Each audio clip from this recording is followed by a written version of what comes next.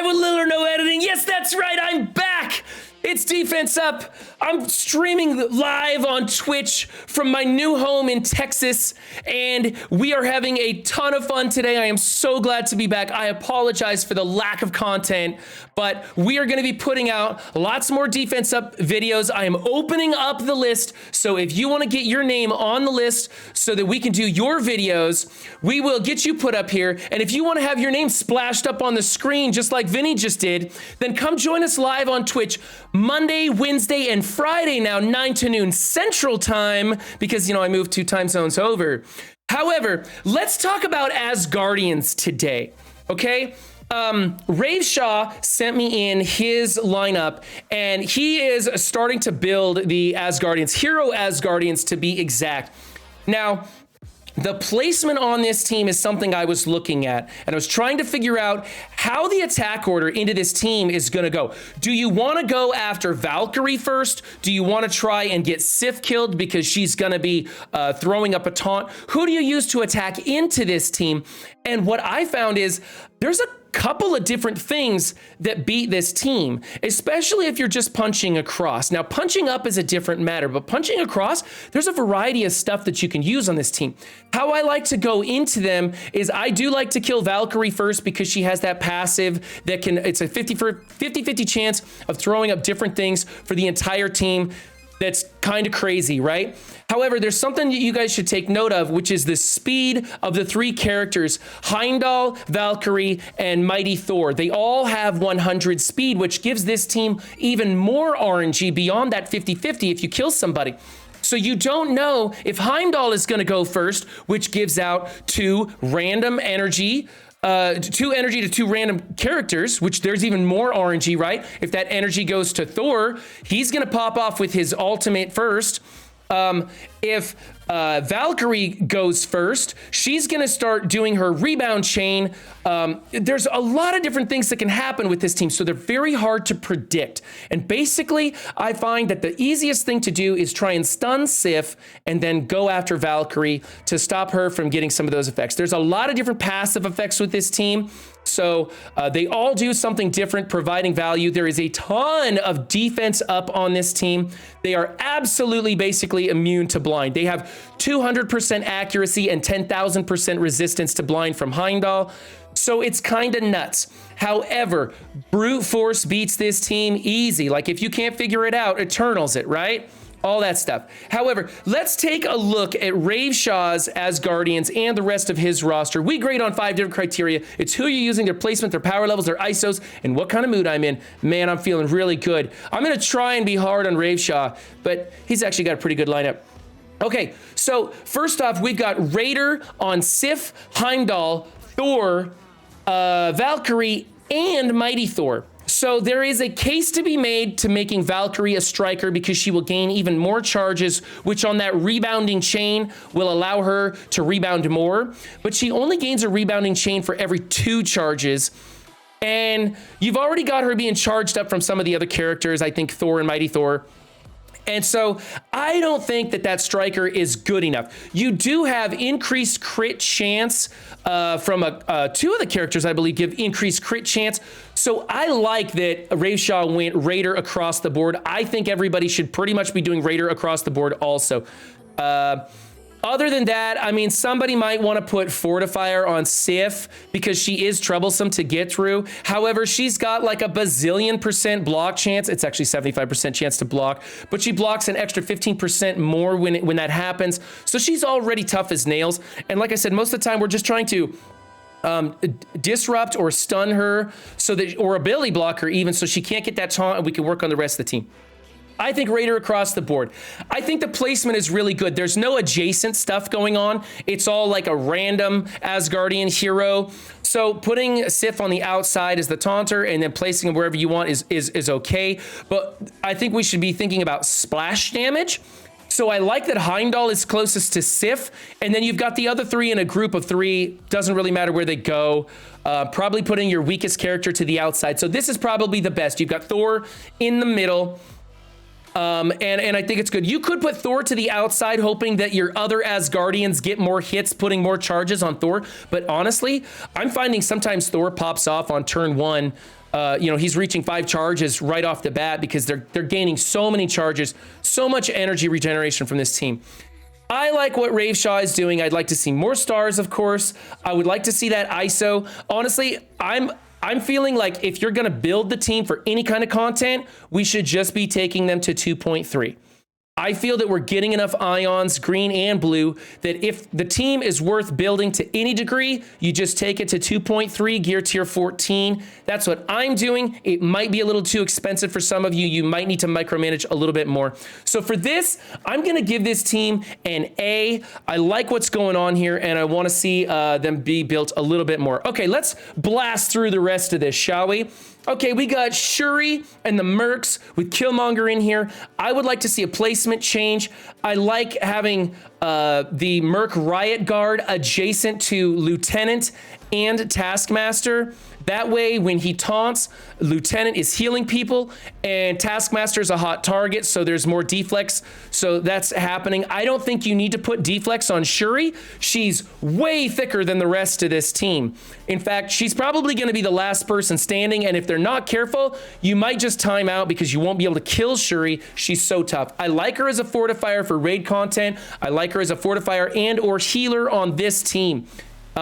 I think we should be saving the ions by building her as a fortifier for the raid content, but we may not need to as the new tech team comes out. I'm okay with this. It's all right. Fortifier on Riot Guard is okay because he is a bit squishy compared to the rest of the team. Otherwise, it's kind of your choice. Maybe Striker Skirmisher with the Striker Skirmisher on Taskmaster. You put Taskmaster as a Raider to get the crit damage on the opening move. That's a way you can go. You've got Killmonger as a Raider because he's native with that Raider ISO. And that's okay too. But honestly, I like the Striker or the Skirmisher on Taskmaster and the Striker on all the other Mercs is how I like to run it. It's getting a little worn out, so maybe this is the way to go with something that Scopely kind of intended in the first place to get a little bit more value out of where you're placing your ions. I'm not going to grade you as hard on this, but it's okay. So we need a placement change. Consider switching it to that Striker Skirmisher combo off of Taskmaster. Honestly, your Taskmaster isn't built up big enough to warrant that. I think if you had a much bigger Taskmaster, you could consider one of those, making him the Striker or the Skirmisher, whichever way you want to go. But actually, with these lower powered tunes, I think this is fine. You might end up using Killmonger other places, and so you don't want to waste the ions. Again, if you're going to build the team at all, let's go 2.3. This isn't really a team worth investing to that level. They're old and busted. Honestly, it's kind of a timeout team with Shuri being so big. That's kind of the sticking point here. For Raveshaw, I would suggest actually just doing the placement change. Probably the best thing. Those are some other options for those of you building this team or have higher power levels on the rest of the team. So for Raveshaw, gonna give him a B. Like to see that placement change. Team number 3 is the Marauders with Madeline Pryor. Madeline Pryor is pretty low on the stars. I find when the Madeline Pryor is low stars like this team is not hard to beat at all. The trick is getting to your Strife. Your Strife is gear tier 13. I'd like to see him at 14.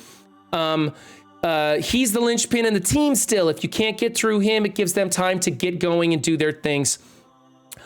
I'm not super impressed with this team. It only seems to work at like 1 million power levels with like full stars on it. So if you want to go ham on it, it becomes a great team. Otherwise, probably just leave it. It's a back burner project, nothing you want to get involved in. Okay, Healer on Strife is a good choice. We're no longer using Fortifier because he does everything himself 100%. We've got Healer, Skirmisher, Healer, and Striker.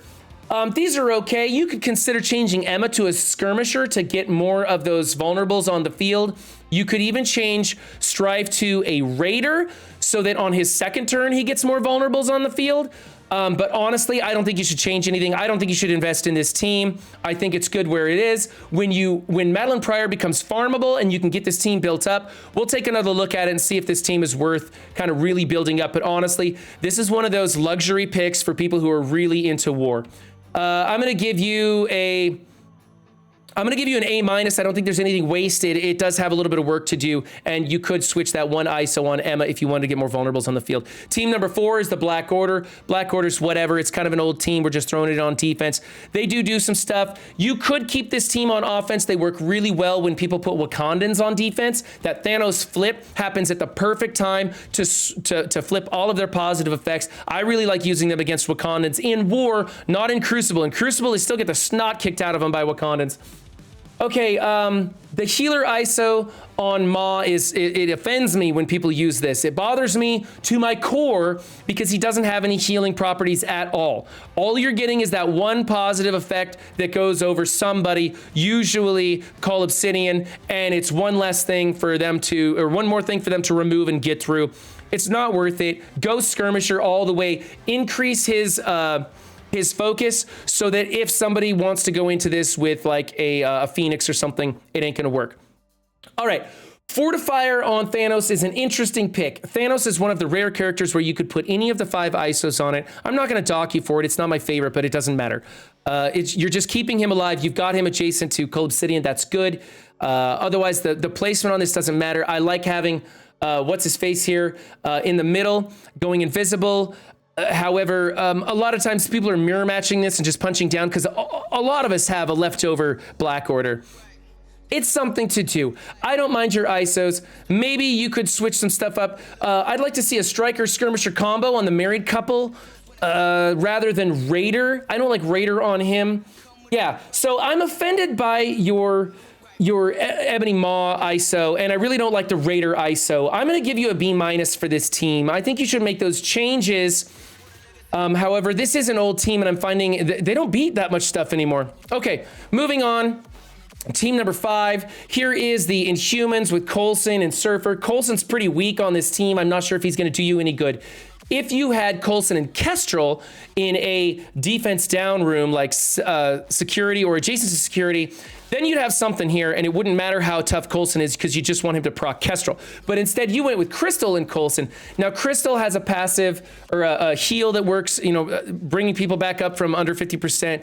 It's useful. It's kind of annoying to go into, but she's also kind of weak, relatively speaking. So you've got this wonky power level. It's still a pretty decent team. I'd like to see you level out these power levels. However, here's the catch. Crystal and Coulson aren't worth investing in, and we are entering this era of layered content upon layered content of all these wide rosters that we have to build for all the stuff that we want to do with raids and sagas and all that different stuff and scourges. So investing in Coulson and Crystal isn't really an option for you. So I say let's replace them with somebody who's a little closer to this power level or scrap the team entirely. You could consider like a Cloak and Dagger in here. That might be something you want to do. Also, taking away that Inhuman will give the ability for Black Bolt and Yo-Yo to exclusively do their combo. So I don't like who you're using. The ISOs are fine. I'd like to see Surfer as a Raider on defense, Striker on offense. So that's something you could change. Also, you have 2 Strikers and 2 people putting out vulnerable, or 3 Strikers and 2 people putting out vulnerables. I don't like that. That math. So definitely want to change Surfer to a Raider, or just use him on offense. That stripping charge thing. A lot of characters are coming out with charge mechanics now. Might be somebody you want to use as a hybrid going into those Asgardians that we talked about in the beginning. So for me, this team is pretty meh. I'm going to give you a C. I think you should swap these 2 out. Otherwise, placement's okay. Think about somebody who, like, if you put in the new warriors in here, you wouldn't have to change his ISO because you'd have a lot more vulnerables on the field. Team number 6 is the Symbiotes. Okay, Symbiotes bore me to death, but this is where they go, right? You throw them on defense, and it's a big team that people have to deal with. They're not hard to beat. It doesn't really matter about placement anymore. Just make sure that Anti-Venom and Scream are not adjacent to each other. You've got your team leader here in the middle. I like this placement. Raider, Healer, that's a terrible choice. You got Raider, Striker. Okay, I think you should change him to a Skirmisher. For sure. He clears positive effects, and you'd be clearing more positive effects plus placing more vulnerables for these Strikers to work off of.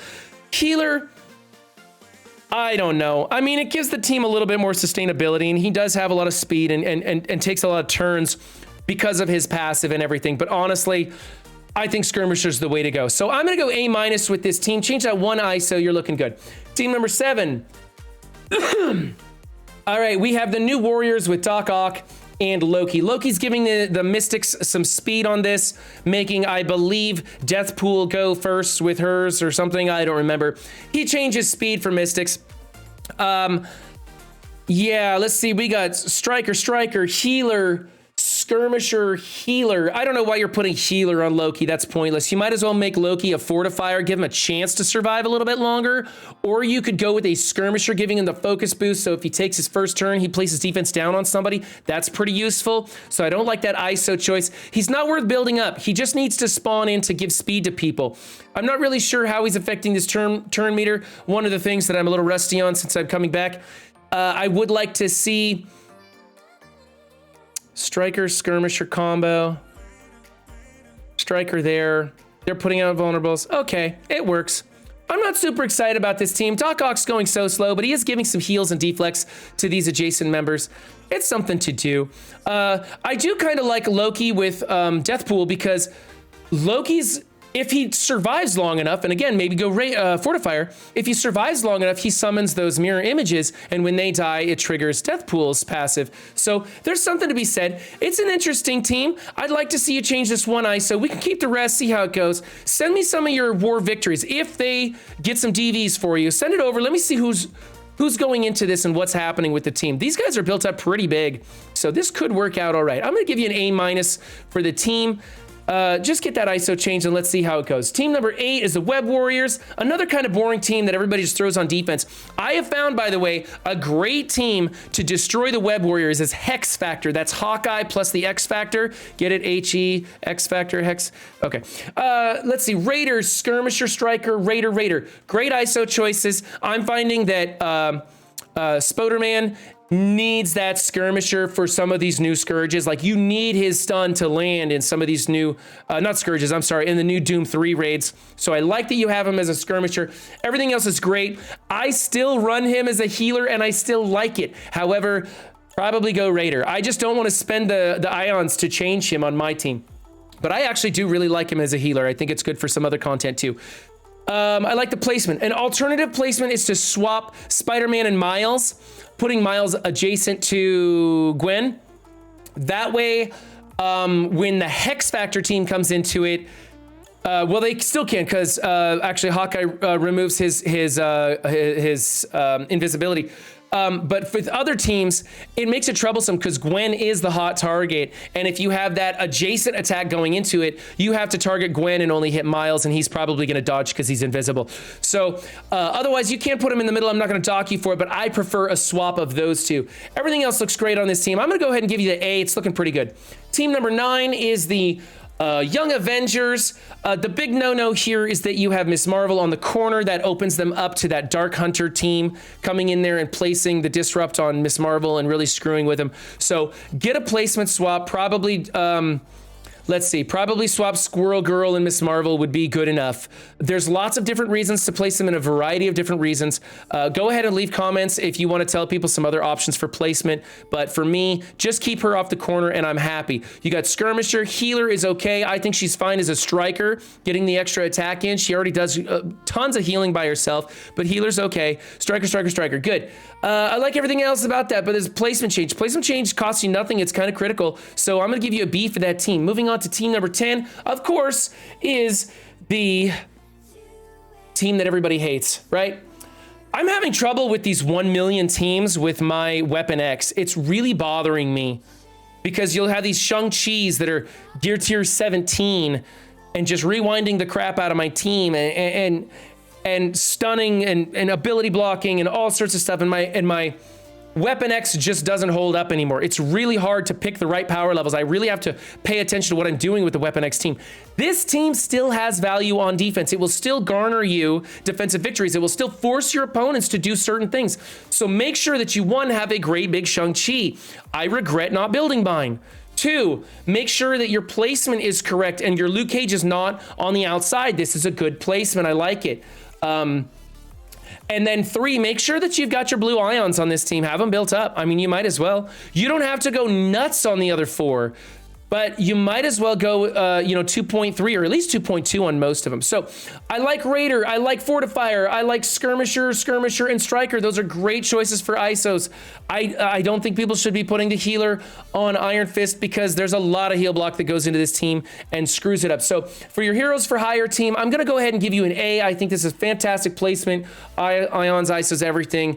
Not sure if you want to go gear tier 17 with your Shang-Chi, but a lot of people are using him in those skill lanes in Doom 3 right now until we get a better opportunity. I myself might even take him off the bench and build him up to like gear tier 15 or something. It's unfortunate. I was hoping to skip this whole team, and it turns out that there's just too many pieces that are too important. So A for Raveshaw on this one. Good job. And you know what? This entire roster was pretty well done. I'm going to give him a B+ for the overall effect. I think it's working out really well. I don't know if Raveshaw is adjacent to security, but he didn't have a defense built for a security or adjacent to security setup, so I'm assuming not, but I like what they're doing. So if you want your defense featured on Defense Up, links in the description below. Find me on Discord. I am back on Discord a lot more now, so come find me there and hang out, talk to me. My door is always open. Feel free to message me. I'll try my best to get back to you. Remember, guys, don't just have a good game, be good to yourselves and others too, and I will see you next time. Bye.